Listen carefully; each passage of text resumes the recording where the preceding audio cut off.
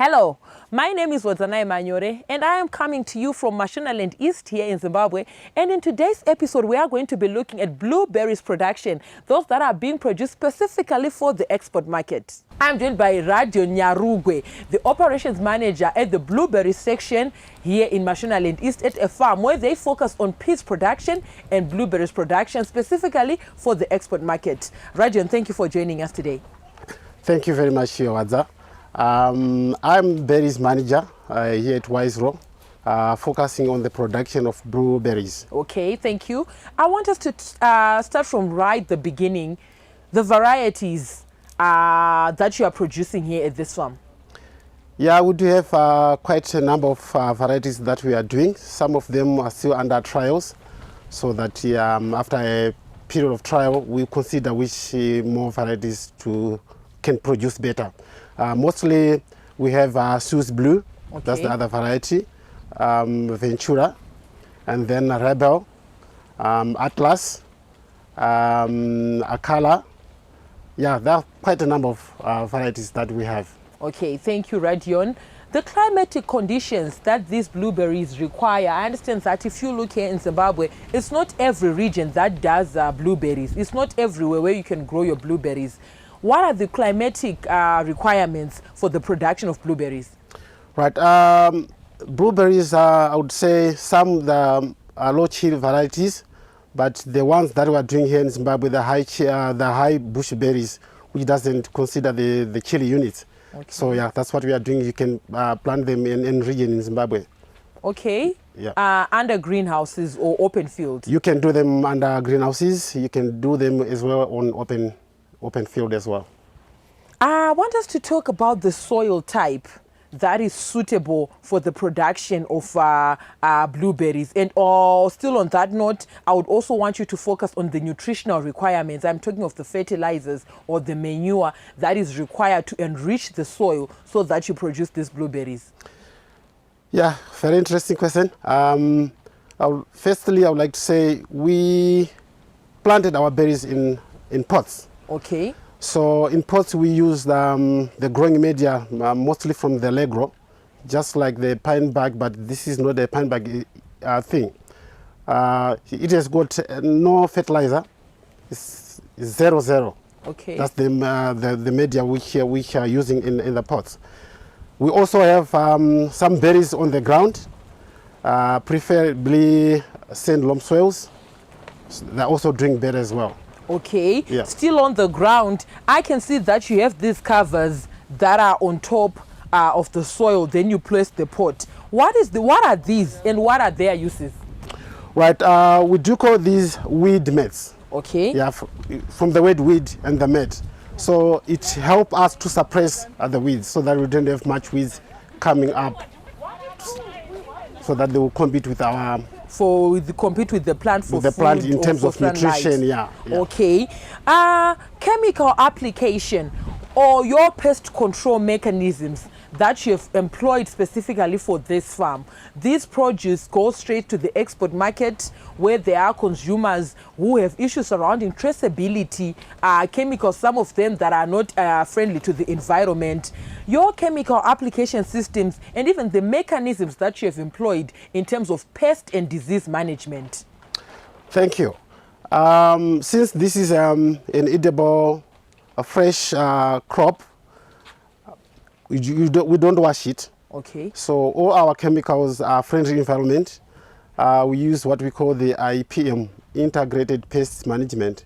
So what we do is we do have a system here just to monitor the pests and diseases. We do have scouters.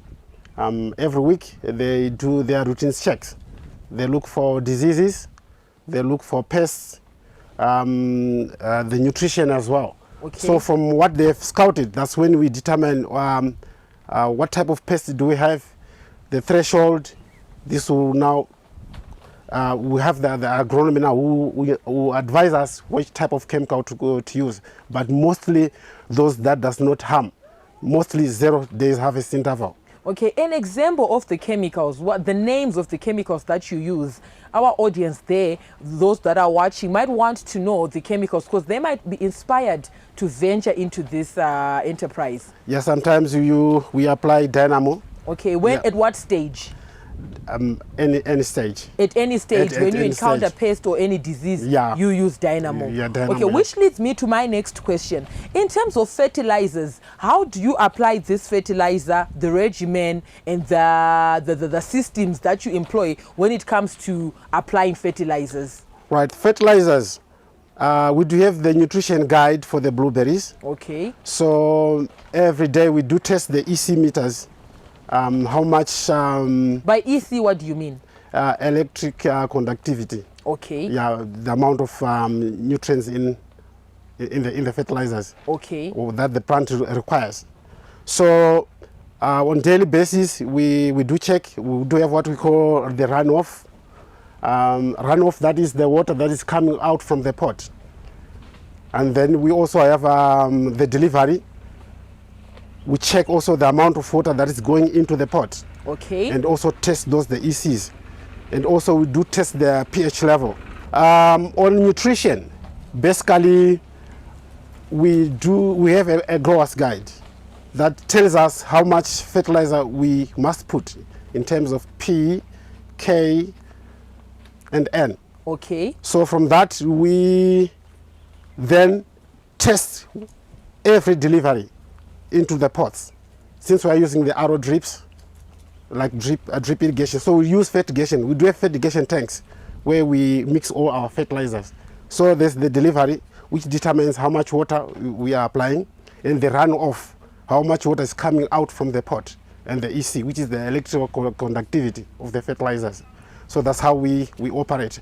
So the other thing we determine, are we putting enough fertilizers? We do send leaf samples for analysis that will tell us whether we are short in N, P, K, and other trace elements. okay, thank you so much, Radion. On that note of fertigation and having their leaves go for testing to ensure that they have adequate nutrients, we're going to go on a short commercial break. We'll be right back with this and more in the second segment. Stay tuned.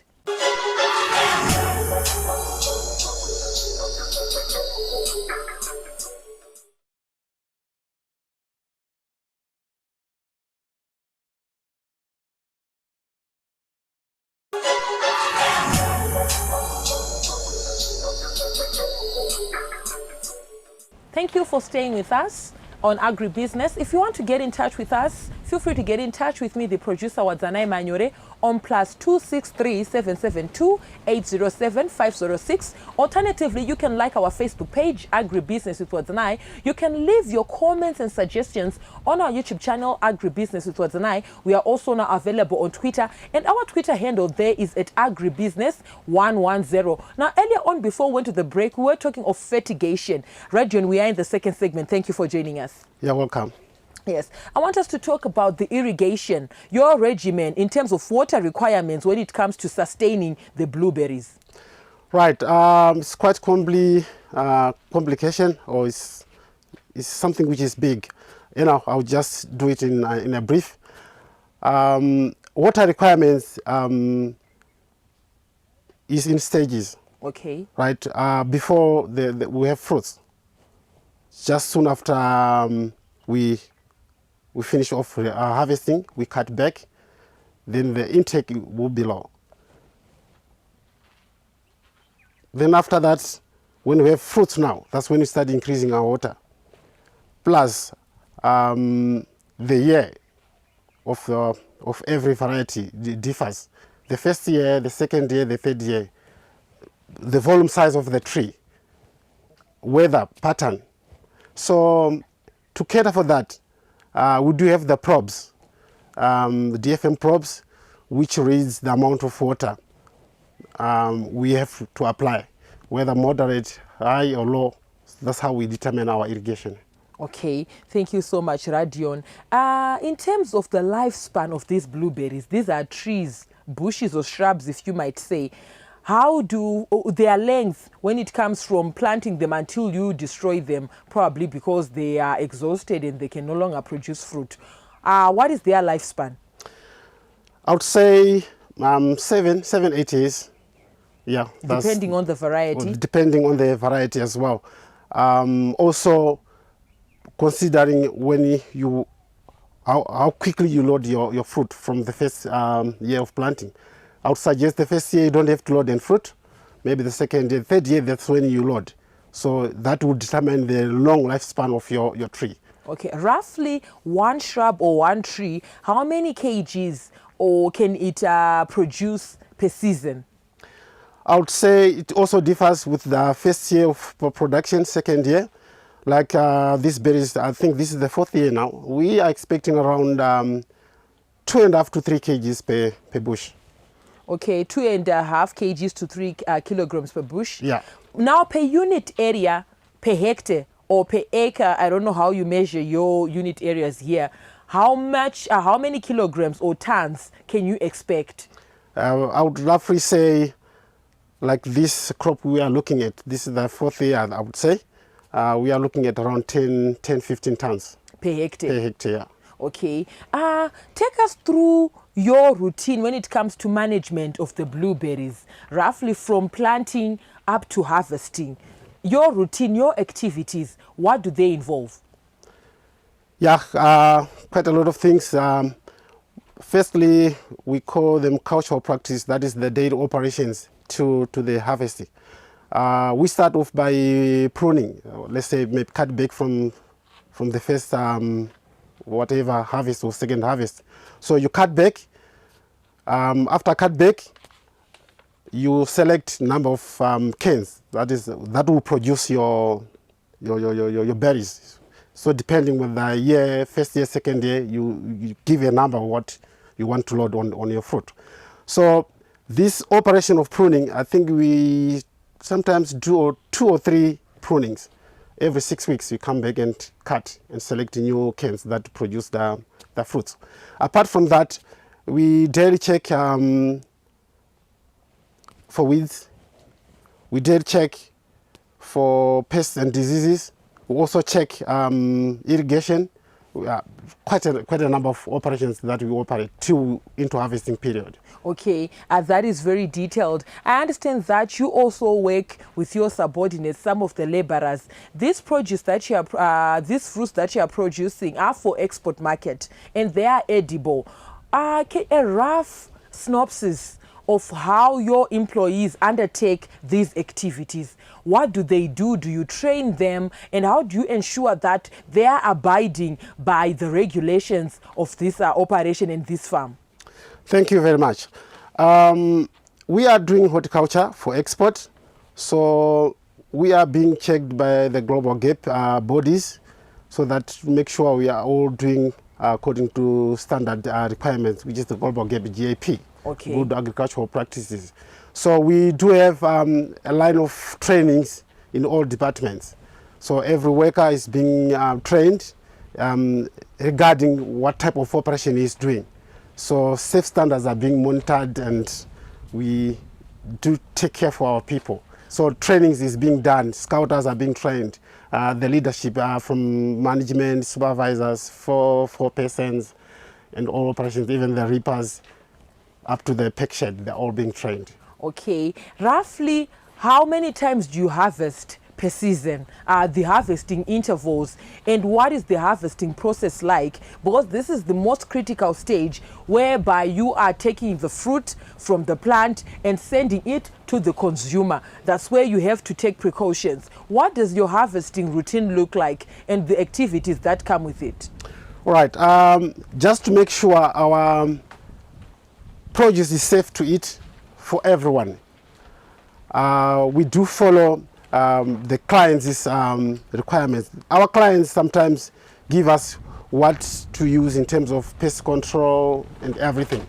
So that's the proposed pesticide usage. So we follow that and stick to the regulations on that. And as well, we make sure that everything that we harvest is not sprayed with harmful chemicals that we are. Okay. Yeah, that's what we always do. So each and every year, the certifying body for Global Gap comes here. They do like an assessment and check whatever we are doing, whether it's right or it's wrong. Okay. How do you ensure that your market, your export markets are satisfied year in, year out? I understand that you already have your consumers, your customers that look forward to consuming these blueberries from Mashonaland East Province in Zimbabwe. How do you ensure that they are satisfied? And in terms of complaining, maybe they might raise complaints here and there. How do you balance that? And how do you ensure that they enjoy your produce without you making losses along the way? Okay. On that, I think we have trained everybody. So we do have a traceability. Let's say something has gone wrong. We track back from where it starts from the origin of source and try and remedy whatever is there. That's how we always do it. But I would say since we started, we haven't had any complaint of or any challenges from our clients. Yeah, everyone is so happy. Yeah, we work to a sustainable business so that both our clients and we as producers, we meet the standards which we are being required. Mostly following the budgets and all the requirements. Thank you so much, Radion. On that note, viewers, we're going to go on a short commercial break. We'll be right back with this and more in that third and final segment. Stay tuned.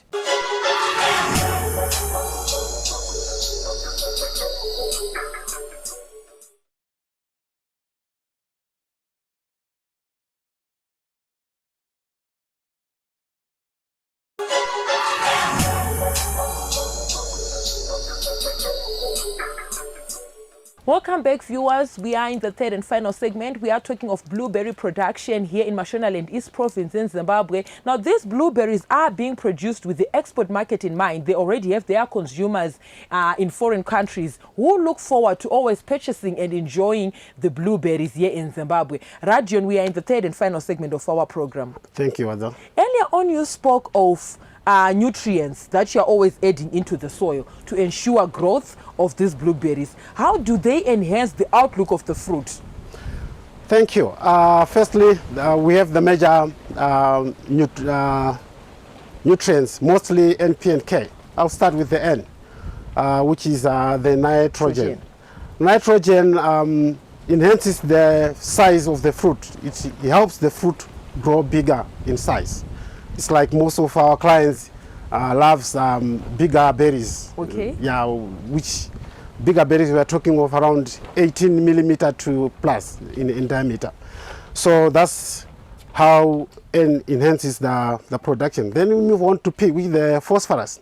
Phosphorus strengthens the root development and also boosts the flowers so that we have abundant flowers for more fruits. Then we come to K, which is the potassium. Potassium mostly for the quality and the flavor, so that if you eat, you can feel this is a blueberry. Yeah, and the quality as well. Okay. So, and also helps in disease resistance. When we were moving around the field, I did see some beehives that were on strategic positions, the end of rows or in between rows. What is their role? What are their use? Right. Look, this business of orchard, maybe fruit trees, we need bees. The bees do help us in terms of pollination. Yes, sometimes some of these varieties are self-pollinating, so we need quality berries. We don't like deformed berries. We need berries that are well formed, good shape, have seeds inside so that they have weight. So if you don't have enough pollination, if it fails to have self-pollination, you tend to have deformed berries, small berries, and that doesn't do good. So bees help us. So in other words, it also gives us honey in the tail. Yeah. Okay, so we are talking of an adequate value chain whereby Definitely. the bees that are responsible for cross-pollination are also producing honey that is edible as well. Yeah. Now I've noticed that you have at this farm, you have blueberries in the open field and also in greenhouses. What is the science behind that? The difference between the open field blueberries and the greenhouse blueberries? All right, I would say probably in the greenhouses you can go higher plant population. As well, you increase in size, maybe times 1.5 or 2 times than the open land. As you can see, as we were driving past, you see on the open land, we didn't have much height. Even the berry size seemed to have retarded a bit, but in the greenhouses, big berries. And also, we tend to have an advantage of warming up our growing media so that the nutrient uptake is high as compared to open land. As well, sometimes you might have temperatures dropping to freezing point. Sometimes you tend to have damaged berries, especially the ripening one, with frost. But in the greenhouses, that's another added advantage. Okay, Yeah. as we round off our episode, Radion, your word of advice to those that wish to venture into blueberries production, those that are watching from home, and even your word of advice or your recommendations to our consumers or those that produce fertilizers or chemicals that you use in this enterprise. I would say, yeah, like we are doing here, something that can be easily done. But what you need is seek relevant advice rather than just doing it. It's like, yeah, it's just different, just not planting things, but technically, you need money just to do the berries. Yeah, it's like it's every time, every time you fertigate, you irrigate, then make sure there is fertilizer going in. Yeah, definitely. There you heard it, viewers. I was with Radion. Radion, thank you for joining us today. Thank you. You're almost welcome. From me, Wadzanai Manyore, I'm also on Instagram, and the crew behind the scenes. Have yourselves a fabulous day. Thank you for watching.